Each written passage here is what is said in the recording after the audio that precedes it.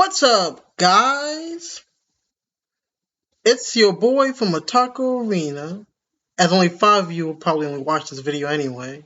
Please like and subscribe. Still trying to have more than one non-great value object in my life and in my house.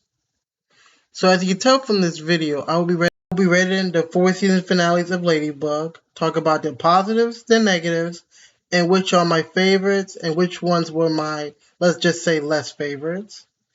A good season finale can do a lot of things for the show.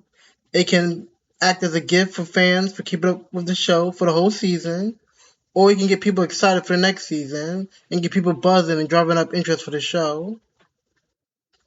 So let's start where it all began, the season 1 finale, which is titled Origins 1 and 2.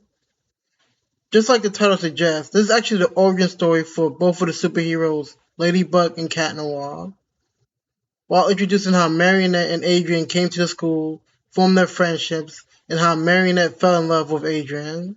But also, let's just talk about that umbrella scene near the end of the finale. Man did one nice thing for her, and she's ready to have his kids.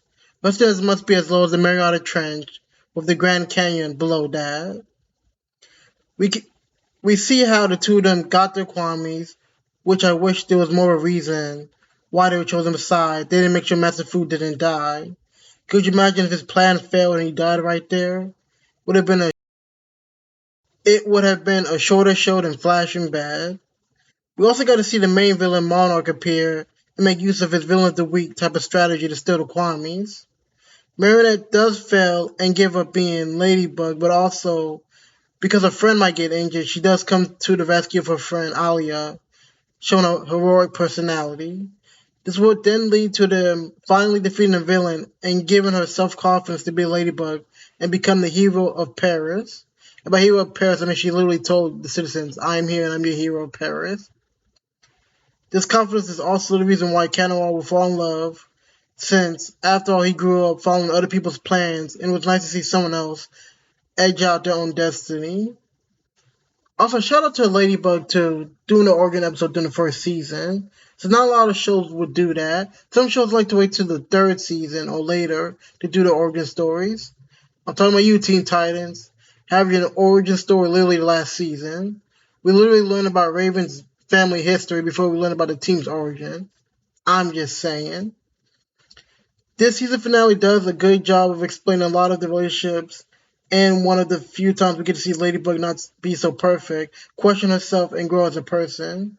It's also good when your superhero is not perfect. This is also the only time we get to see what happens when Ladybug doesn't do her job the right way, which is good. I don't really have anything bad to say about this season finale, since the first 2 seasons of the show are very villain of the week without much plot progression. So the next season I want to talk about is the season 2 finale, which is Hero Days Part 1 and Part 2. This is the season finale where they are celebrating the heroes of the city, like Ladybug and Cat Noir. Lila's jealous, but I'm not trying to get demonetized. Gets akumatized and creates an illusion and kills a fake Cat Noir.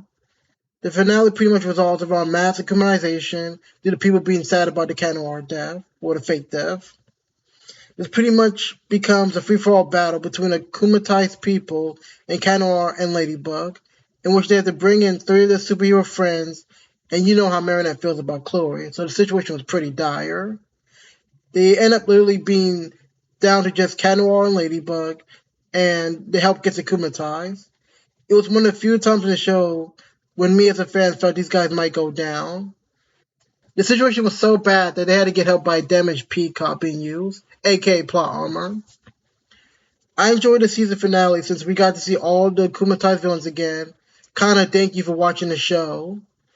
I also got to see more of Alia, Nino, and Chloe as superheroes, since they've only been superheroes, I believe, 1 or 2 times before the season finale. We also got to see more of Shadow Moth's powers by making use of Catalyst, in which he turns the Peacock user, Natalie, into a akumatized villain and uses that akumatized villain to increase his own powers. Also, pretty much, Lila is always fun to watch. There wasn't that much of the season I didn't really like, but it was a lot of firsts for the show and the season finale. And now we arrive at the season 3 finale. This is Heart Hunter Part 1 and Part 2 finale. This is the only season finale that has two main villains in it, with episodes for both. The first episode is about Heart Hunter, the Kumanai's mayor and wife. And the next episode was about the Miracle Queen, which is the Kumatai's queen bee. There's a season finale in which Marinette, Adrian, and Kagami are attending a fashion show. Kagami pretty much just having fun with Adrian and Marinette, with Marinette feeling like a third wheel. Kagami, like you're saying, the opposite is true, and that Adrian is always happiest of you. The Marinette's wife gets akumatized, and Ladybug saves the day. The problem is she doesn't use Queen Bee. Chloe has a bee fit, not trying to get demonetized, and gets akumatized. Like, was Lila not nearby or on vacation or something? Chloe brainwashes everyone like how Monica akumatizes everyone in the previous season finale. This is the season finale in which Master Fu gets kidnapped and has to give up the Miracle Box up to Ladybug so they can avoid any more damage. They end up winning. Master Fu loses his memories, and Ladybug is the master of the Miracle Box. But Master Fu gets with Marine. I don't really know how to say her name. She's the French granny that Fu likes. Chloe is banned from ever having a Kwame, and Monica gets the cure for the peacock. Which would have been nice like 20 years ago. You know, the whole wife in a coma thing. I'm just saying. We also have Luca, Marinette, and Kagami and Adrian did in the end. Hopefully they stay together. It would be a shame if we wait a year and they break up in the first episode. That'd be a real travesty. This is the first season that I was generally excited after watching the season finale because so many things were possible. You got the coupling, you got Master, Marinette, and a healed Peacock. Also, at that time, we didn't know where the show would be going. Even with all that, the season finale did have a glaring problem with it. And a lot of fans have the same problem with the season finale in the past. It's very similar to the season 2 finale. Like, if you ask me which finale happened first between season 2 and season 3, sometimes I don't even know which one because they're so similar. And sometimes I'm even having trouble telling which one from each other, telling them apart. Now let's talk about the last current season finale, season 4, Strike Back, part 1 and 2, also known as Shadow Morph Final Stand 1 and 2. Don't know why I added that in, I just felt like it. This is the season finale when Shadow Morph comes up with this genius plan to turn Ladybug into a gambler and trust this plan to a 5-year-old. Great plan. Like, were Alia's or Nino's siblings busy? You also have this kind of B plot of Adrian having to leave the city to model, but really because Shadow Morph was about to destroy some stuff, and at this moment he's like, I should probably get my son out of the town, even though he's always destroying stuff, and I'm surprised at this point no one has died in the show. Like, I'm starting to believe that when Marinette turns back time, when she, captures the Kwame, I'm starting to believe that some people's lives come back also. Kind of like that one scene at the end of the Pain arc of Naruto. You also have Felix come back to see what his uncle is hiding, which is arguably the most important part of the season finale. So Ladybug ends up finding Shadow Morph, and he figures out the plan thanks to Alia. Teamwork makes the dream work. Ladybug thinks Adrian wasn't affected and ends up giving Felix a Kwame. They defeat Shadow Morph by actually killing the monsters for once. Like, she literally just takes them to the sun. But let's not forget a couple of episodes ago, especially during last season, she was sad when Senti Monster herself got killed. Plot progression, what can I say? Also insert Senti Monster theory right here, with Adrian and Felix.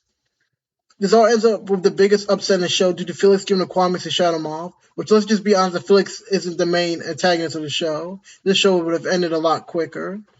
The finale ends with Shadow Morph pretty much declaring war on all of France and Cat Noir being best boy. Out of all the season finale, this is the most interesting and exciting near the end of it. The season ends on a cliffhanger, and even though it doesn't have as much total possibilities as the last seasons, season 4 finale possibilities were much higher and interesting. What is Monarch going to plan? How will Cat Noir and Ladybug relationship evolve? How will this affect Ladybug in the future, confidence-wise? Why did Felix willingly give away all those Kwames just for the peacock? This was also a season with the best writing, which also was shown in the finale. So after that analysis, or what you would like to call that, of me just rambling, let's finally rank the first 4 season finales, in my opinion. The worst of the best would be the third season finale. It's too similar to season 2 finale.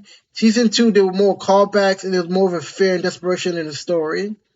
Season 3 also suffers from the fact that it's really 2 episode stories instead of a complete finale. The next finale, in my opinion, would be the season 1 finale. It does a great job of introducing the characters that would take part in the story and showing us the relationships and how they would evolve, or the origin of those relationships. Except the umbrella scene between Adrian and Marionette. That umbrella must have came with Virginia or something. Then again, I have known some women that would have done more for just some Wendy's and a smile. I'm just saying. The problem I would have did, got to see the hero origin stories, but 7 out of 10 is a 7 out of 10. Also, I would have liked to see the grand reason why Marionette and Adrian were chosen. Like maybe the cat and Ladybug Kwamis can see into the future and see the future holders, or the bunny Kwami user came and looked into the future and saw the new holders. The second best finale, in my opinion, is the season 2 finale. This is maybe outside the season 4 finale, the most endgame finale out of all the finales. The situation was so bad, situation-wise, that Chloe had to get involved. Just think about that. You got all the callbacks I mentioned earlier, and we got to see Leveled Up Monarch thanks to Catalyst. This is also the only finale out of 4 I felt like Ladybug and Cat Noir, like I mentioned earlier, were totally screwed, had to be saved by plot armor in the end. And that just leaves the best, or relatively the best, the season 4 finale. This is the only finale that ends on a cliffhanger, which is much more interesting. You have all the Kwamis unleashed, you get to see their abilities, you got the great plot twist of Felix tricking Ladybug and giving Monarch the Kwamis, and we got to see the consequences of the distrust between Ladybug and Cat Noir in their relationship. Also the confirmation of some sentient monster theory. So good stuff overall. Well, thanks for spending time to watch the video. It's always fun to talk about a show that I like. Videos every Sunday. Like and subscribe, and yeah, bug out.